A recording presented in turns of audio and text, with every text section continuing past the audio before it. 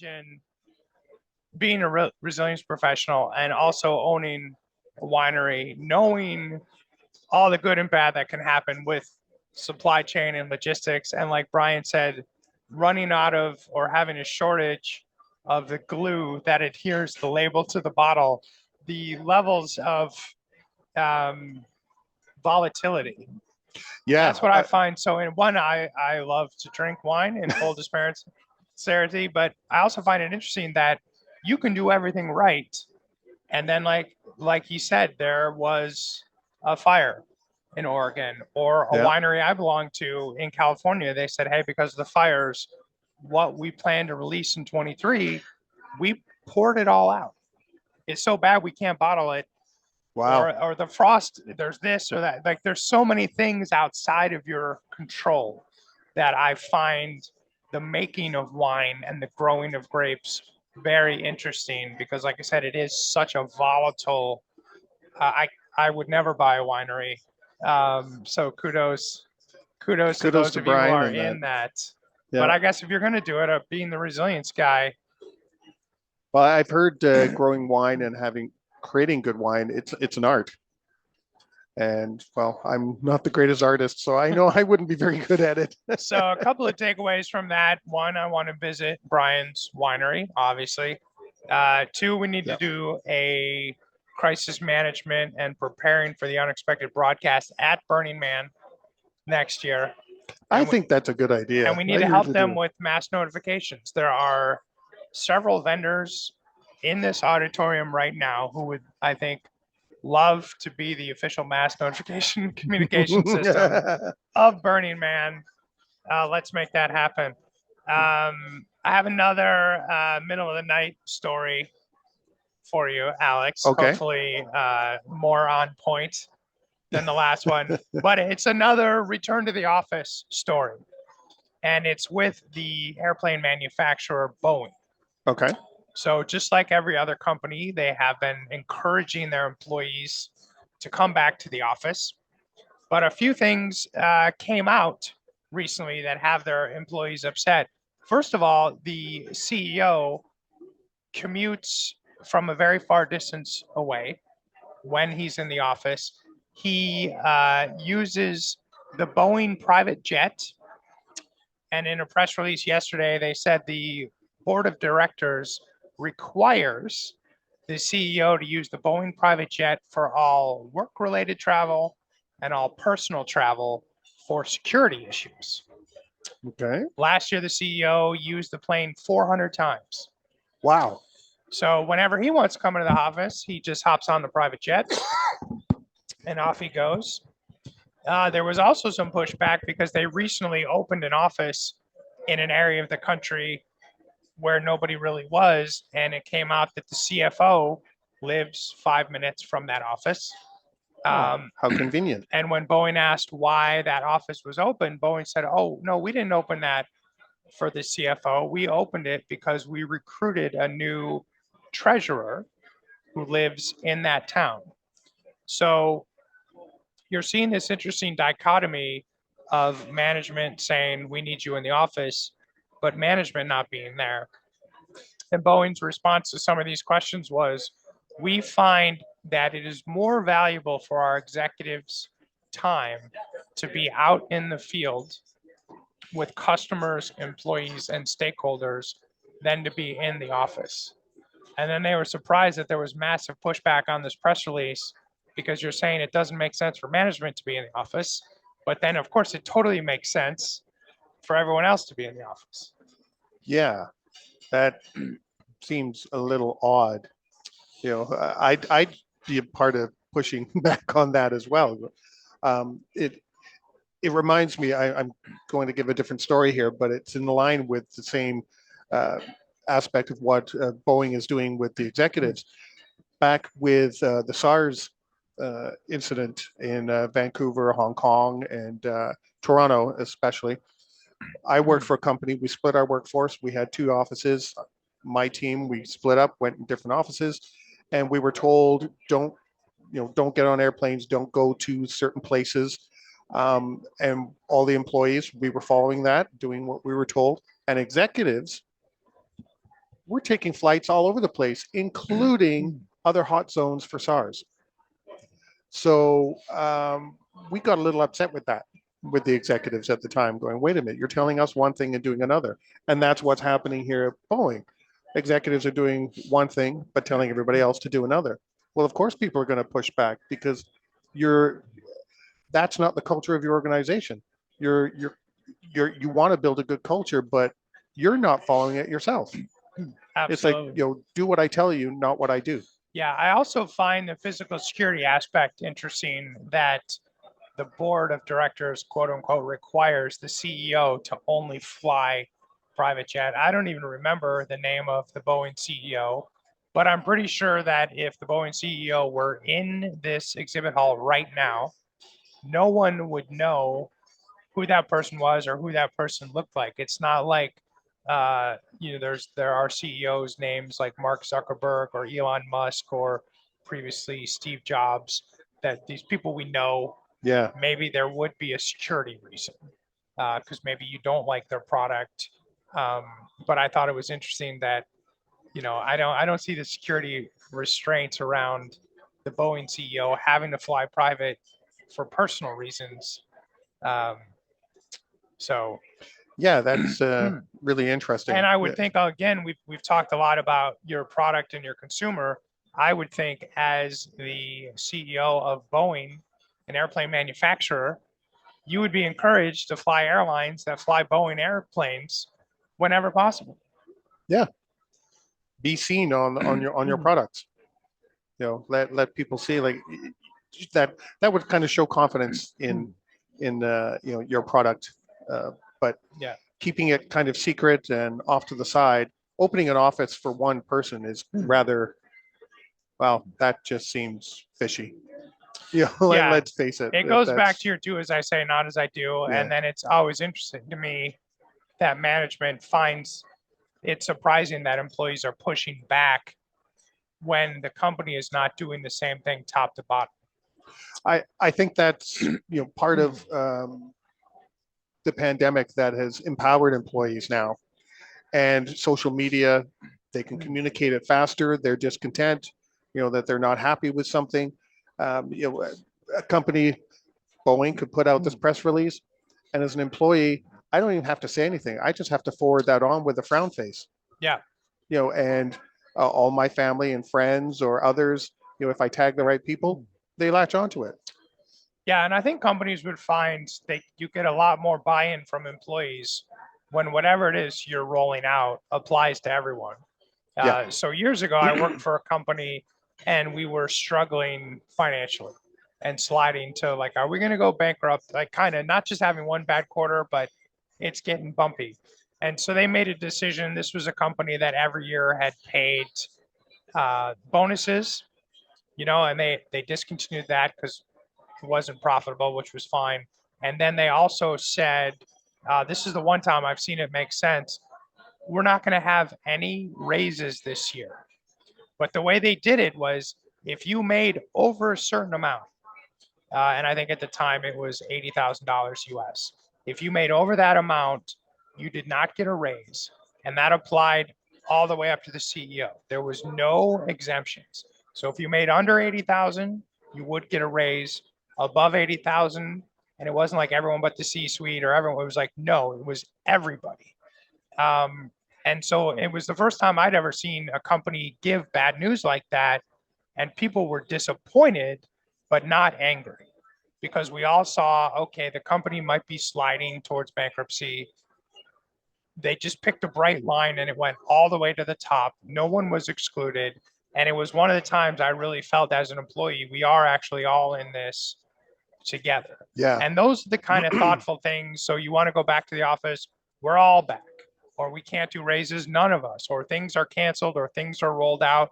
I certainly understand, and I'm not a communist or socialist. I know you need to do things to attract talent, and the higher up, Cheyenne talked about, there's fewer people than there are jobs.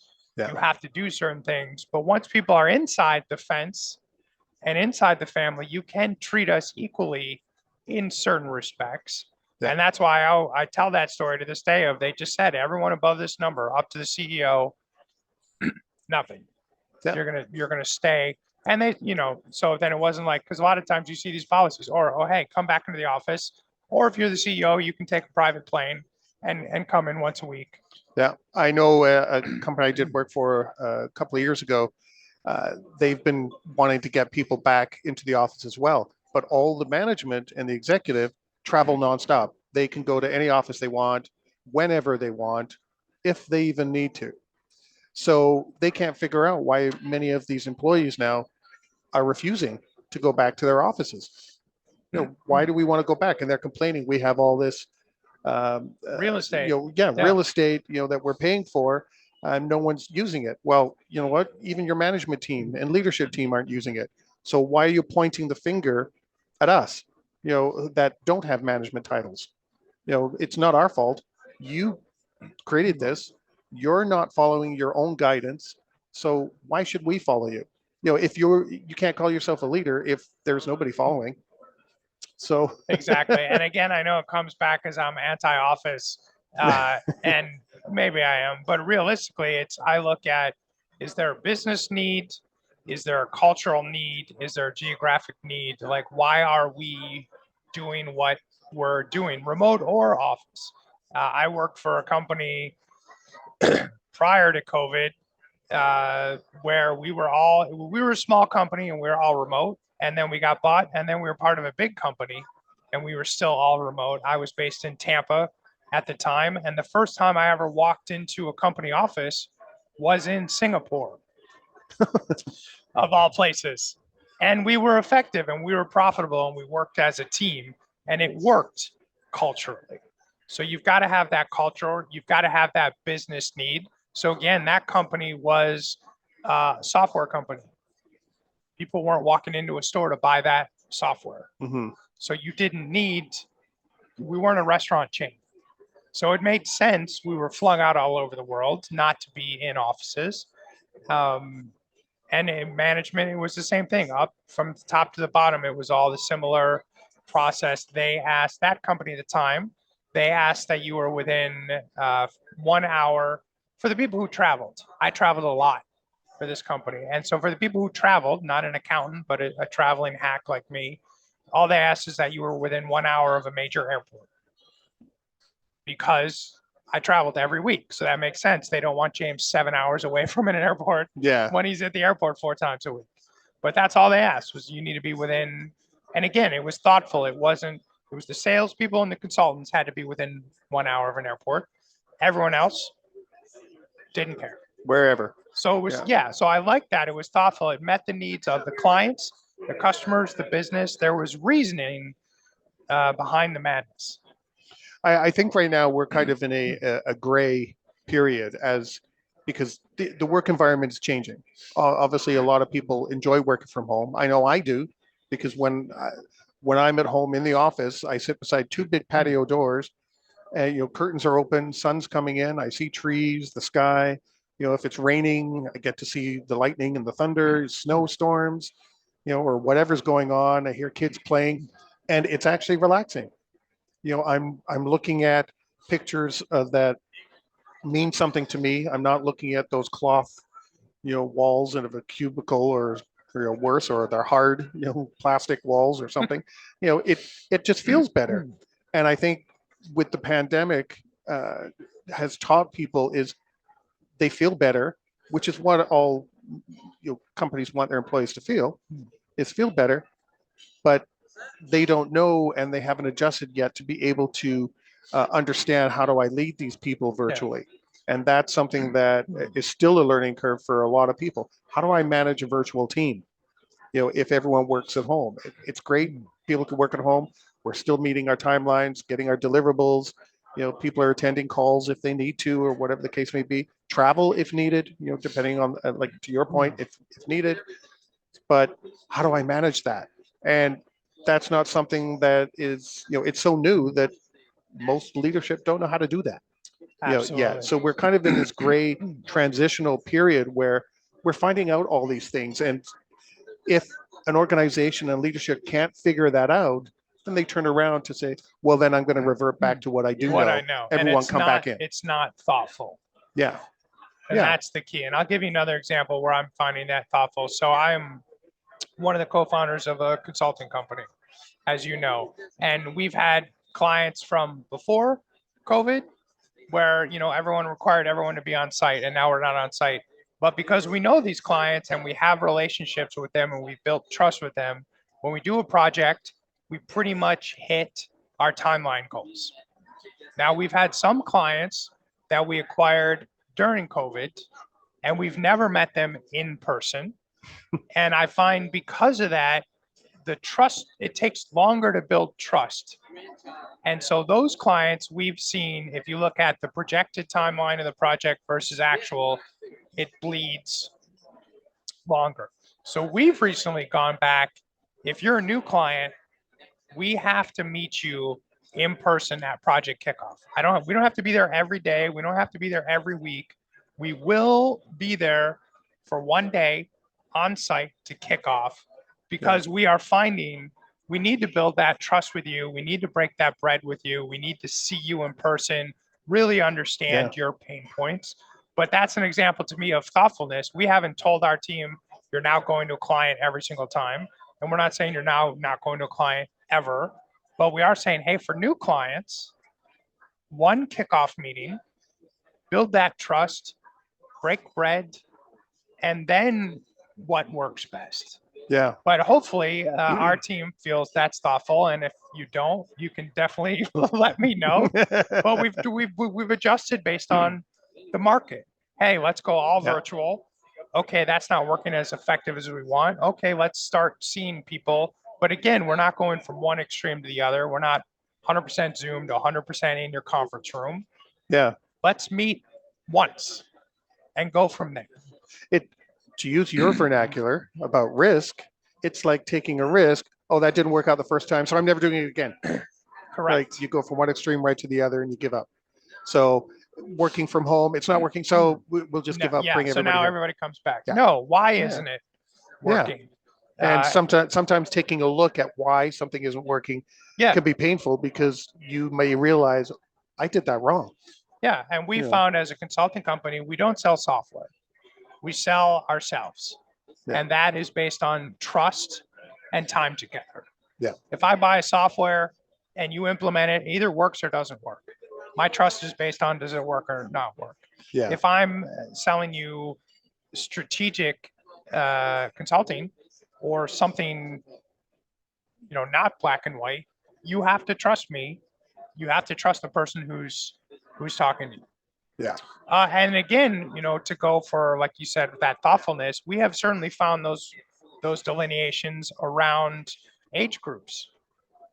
So our customers who are baby boomers or Gen X want more FaceTime. Our customers who are millennial and Gen Z, we probably don't even have their phone numbers because I know I'm gonna be on WhatsApp with them and the occasional Zoom. So we do that too with our customers. We don't say, here's how we always communicate with you. Heidi talked about that yesterday with us too. Yes. How do people like to be communicated with? We have a client, they do everything on Teams with the camera off. Great. That's how you like to communicate. That's how we're gonna communicate. Like I said, I have one client who I really only hear from WhatsApp. Fantastic. So I think I'd love to see organizations use that same thoughtfulness that we talk about with communication when it comes to where am I sitting with this laptop? Yeah. Instead of, like you said, I think a lot of these organizations are just like, oh, I'm scared. I don't know how to lead or manage butts and seats. Go back to what's that's familiar. how I was. How many times you've heard that? Well, when I was coming up, yeah, but it doesn't make sense. I was talking with. You're starting to sound like our parents. When I was old. Young. Yeah. I'm going to tell you. All right, we're at the bottom of the hour. At the top of the next hour, Alex, I'm going to tell you an old man green story. Okay. So save yourself for that. But we want to thank Illuminate Advisory. This hour was brought to you by our team at Illuminate Advisory. They are the risk advisory firm inspiring organizations to harness the power of risk. Thanks everyone at Illuminate, and we will be back in 10 minutes, 10 minutes. 10 minutes or so. See you soon. If you like that video, thumbs up. If you didn't like that video, thumbs down. But leave me a message and let me know your thoughts. Of course, don't forget to subscribe. And in the meantime, stay prepared, everybody.